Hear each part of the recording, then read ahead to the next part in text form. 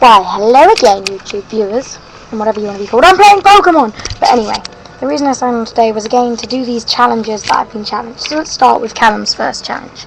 To talk about the future and what I want to be and other people's view of the future. And my throat's really weird, so if my voice sounds strange, if I sound like a guy... Yes, that was the demonstration of having a sore throat. Sorry, the camera I positioned really oddly, so it keeps just getting the top of my head. I'll move it a bit. Okay.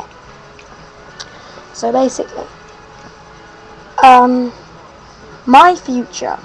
I have this obsession with getting a PhD in psychology. Now, whether I actually go forth and do it is something else, but it's something I have a deep sort of interest in. And I can do it without getting a degree, because I can prove I have the experience and whatnot to do it. Or I could just go get a degree. But here's the thing. I'm not a fan of the idea of university.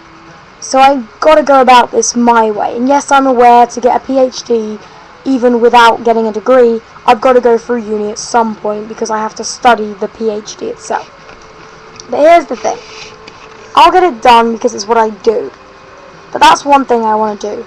I have a writing site, www.writerscaf.org, and if you search for Cappy on there, you'll find my writing, which is a bit grim, a bit dark, and a bit depressing. So if you're not into sort of horror tales, and some of them are a bit sexual, as in there's one to which is a bit sexually explicit, so you might want to stay clear of that one.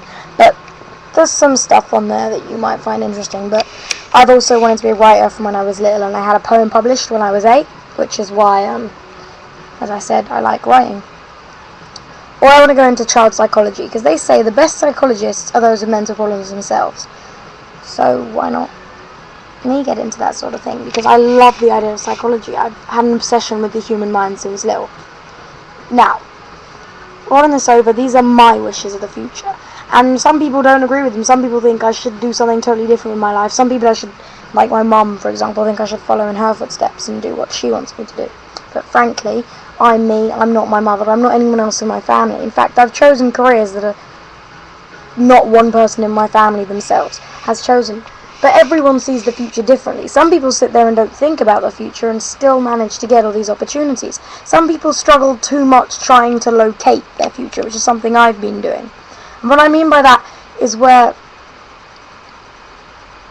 you focus too hard on what you want, and you get into this situation where you're almost terrified because you believe that if you go wrong now, you're fucked.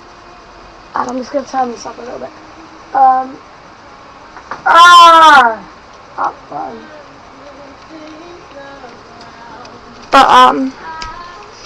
This is the point. Don't get stressed out about what you want for the future, because after all, the future is something that is forward.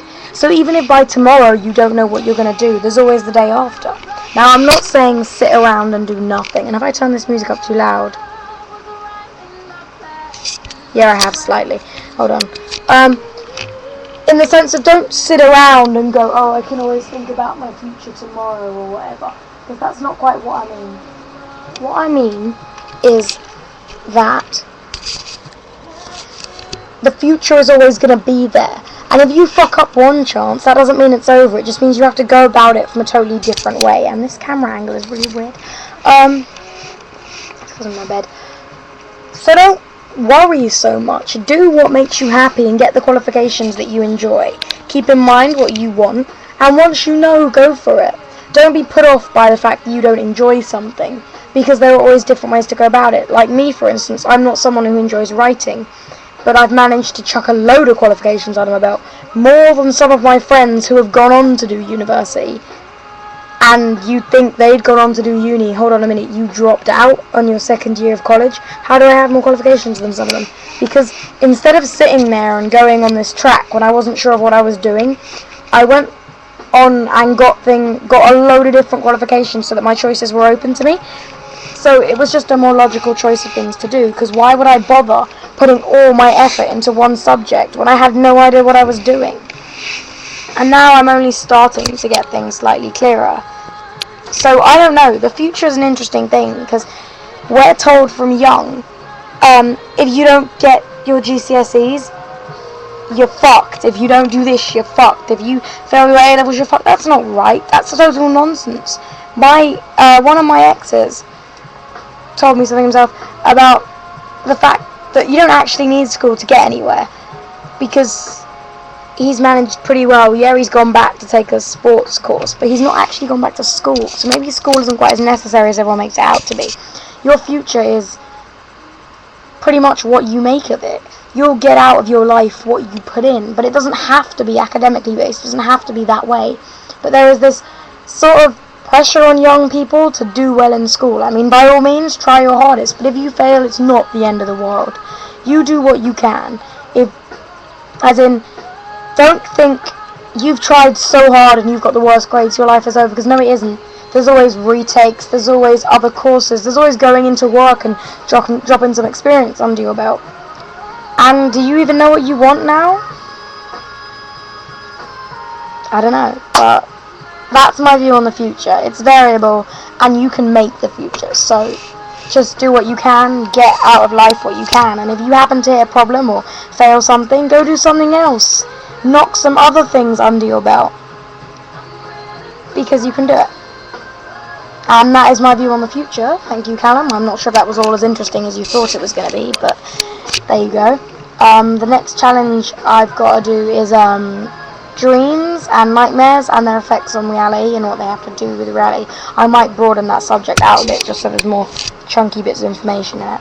And I'm also going to talk about tattoos and my opinion on body piercings and tattoos, because it just seems to be a subject that's coming up a lot.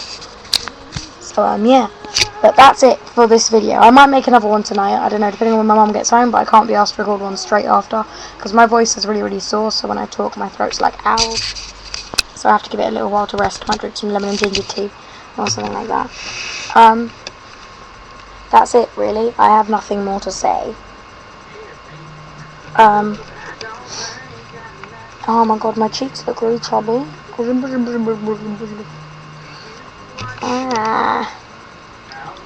Sorry, getting mildly self-conscious about my cheeks. But they actually do look really chubby and I really don't like it.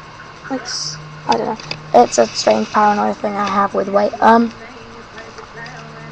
gonna go, and you're gonna go too, I suppose, because you're not gonna sit here and watch the screen when a video's finished, and you may not even have watched this all the way to the end anyway. And also, there's a song playing called Dear Penis, which tends to be a reason to get the fuck off YouTube and possibly not embarrass yourself and your really weird music taste. If anyone noticed quite how many different genres of music have played in my videos, then you'll realise quite how broad my music taste is. Anyway, I'm off for the 19th time I've said this, so bye guys.